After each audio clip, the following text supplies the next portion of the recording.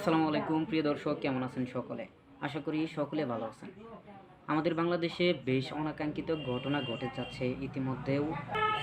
৫ আগস্টের পর থেকে আমরা জানি দেশটাকে সংস্কার করা হবে বা সংস্কার লক্ষ্যে বেশ কিছু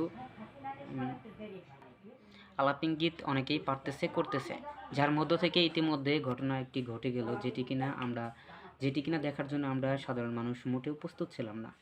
যে বিষয়টি হচ্ছে, আমরা আশা করি সকলেই জানেন, গত নয়ে গত ৯ তারিখ গত ৯ তারিখে এক বাঙালি ব্যবসায়ী সোহাগকে উপেক্ষা করে এই ঘটনা, এবং সেই সাথে বিএনপির এক সাধারণ সম্পাদক অর্থাৎ বিএনপির এক নেতাকে নিয়ে এই ঘটনা, যেটি হচ্ছে চাঁদার বিষয়। এটা মোটামুটি সকলেই জানি। এই বিষয়টাকে কেন্দ্র করে বাংলাদেশ কখনোই প্রস্তুত ছিল না। এই বিষয়টাকে কেন্দ্র করে বাংলাদেশে এখন বর্তমানে উত্তাল তুলপাড়, যেটি নিয়ে আমরা ইতিমধ্যে নেটে ঢুকলেই আমরা সেই মর্মান্তিক সেই ঘটনাটি আমরা দেখতে পাই। ফেসবুক, ইউটিউব, আমরা যে কোনো অন্য সোশ্যাল প্ল্যাটফর্মে ঢুকি না কেন, এই ভিডিওটি আমাদের সম্মুখে সবার আগেই চলে আসে বলে চলে। আসলে আমরা কি দেশ স্বাধীন করেছি বলতে এই বোঝায়?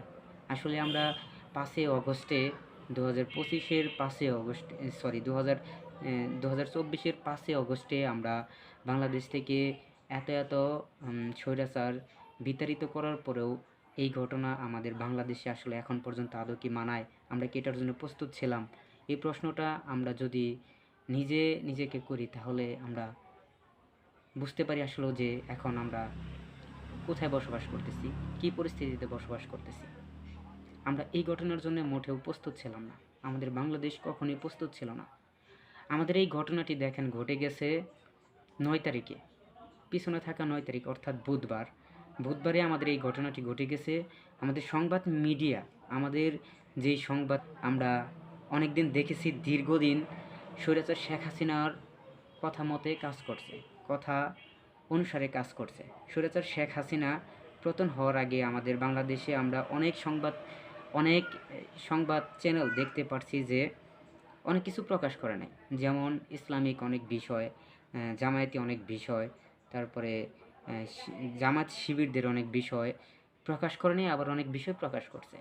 এরকম ইতিমধ্যে যে ঘটনাটি ঘটে গেছে, এই ঘটনাকেও এরকমভাবে প্রকাশ করছে আমাদের সংবাদ মিডিয়া। যে ঘটনাটি ঘটে গেছে আসলে ৯ তারিখ, অর্থাৎ পিছনে থাকা ৯ তারিখ, যেটি হচ্ছে বুধবার। পিছনে থাকা ৯ তারিখ বুধবার ছিল। আর সেই ঘটনাটি অর্থাৎ ইতিমধ্যে আমরা দেখতে পারতেছি যে বাঙালিকে মানে মারধর করে তাকে তাৎক্ষণিকভাবে মৃত্যুশয্যা গ্রহণ করতে হয়েছে। সেই বাঙালি অর্থাৎ সেই বাঙালির নাম ছিল সোহাগ। সেই সোহাগের এই ঘটনা ছাত্রদলের যে নেতা, তাই সোহাগকে এমনভাবে পিটিয়ে গণহত্যা বলাই চলে, এটা গণহত্যার মতোই হয়েছে। কারণ এখানে একাধারে অনেকে তাকে যেভাবে পাথর দিয়ে আঘাত করছে, দেন তাৎক্ষণিকভাবে তার মৃত্যু হয়েছে। এটা ধরতে গেলে এক প্রকার গণহত্যা চলে, এটা বিএনপির গণহত্যা বা এরকম বলা চলে।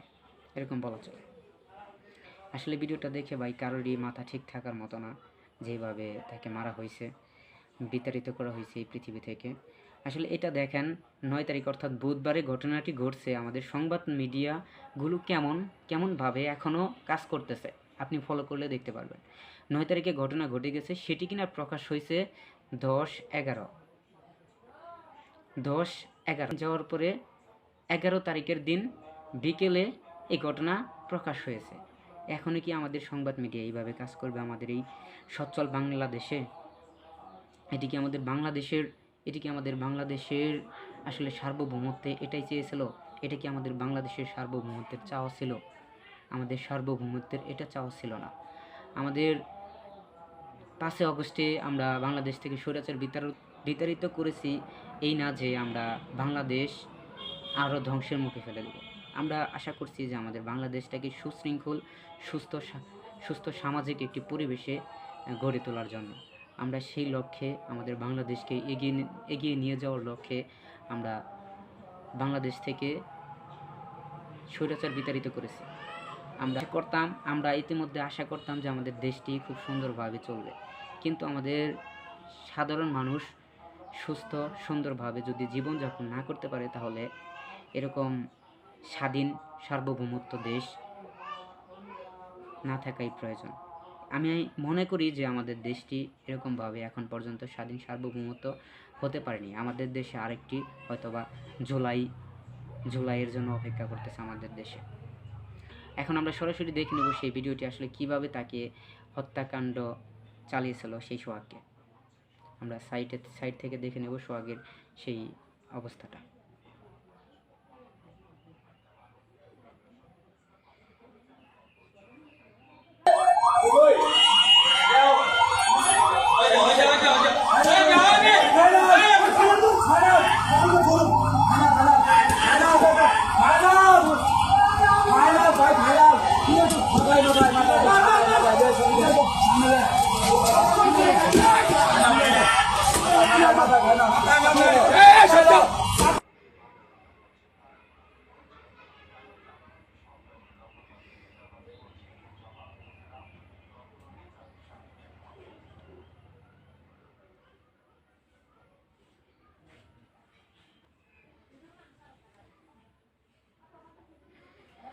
আমি আশা করি আজকের ভিডিওটি আপনি খুবই গুরুত্বপূর্ণ এবং মনোযোগ সহকারে দেখছেন।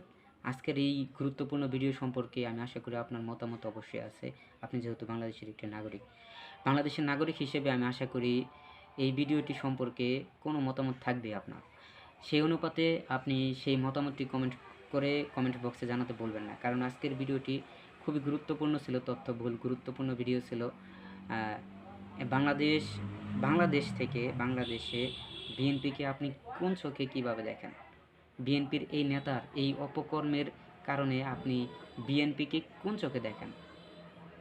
কমেন্ট করে জানাতে বলবেন না। আর এই বিএনপির নেতার বিরুদ্ধে কেবলমাত্র এই অ্যাকশনটা নেওয়া হয়েছে বিএনপি দল থেকে, অর্থাৎ বিএনপির যে দল আছে সেই দল থেকে এই নেতার বিরুদ্ধে এই পদক্ষেপটা নেওয়া হয়েছে। সেটি হচ্ছে এই নেতাকে, অর্থাৎ এই অত্যাচারকৃত সন্ত্রাসী নেতাকে তাকে শুধুমাত্র দলের থেকে সারা জীবনের জন্য বহিষ্কার করে দিয়েছে। এটা কি বিএনপির দল থেকে সাজা দিছে? এই সাজাটি আপনার দেখান্তরে আপনি কোন চোখে দেখতেছেন? এটাকে আপনি কি বলবেন? তাও অবশ্যই কমেন্ট করে জানাতে ভুলবেন না। আজকের ভিডিওটি খুবই তথ্যবহুল ছিল। আমি আশা করি এরপরে আরও গুরুত্বপূর্ণ ভিডিও নিয়ে আপনাদের সামনে উপস্থিত হব। ইনশাল্লাহ আশা করি আপনারা আমার পাশে থাকবেন, আমাকে সাপোর্ট করবেন, আর প্রত্যেক সময় সত্য খবর আপনাদের সামনে আনার জন্যে যাতে আমি পারি সেই দিকে আমাকে একটু সহায়তা করবেন। ধন্যবাদ এতক্ষণ আমাদের সাথে থাকার জন্য। দেখা হবে পরবর্তী লেটেস্ট আপডেট নিউজের সঙ্গে। এতক্ষণ সাথে থাকার জন্য ধন্যবাদ। অবশ্যই কমেন্ট করে আপনার মূল্যবান মতামত সে জানাবেন।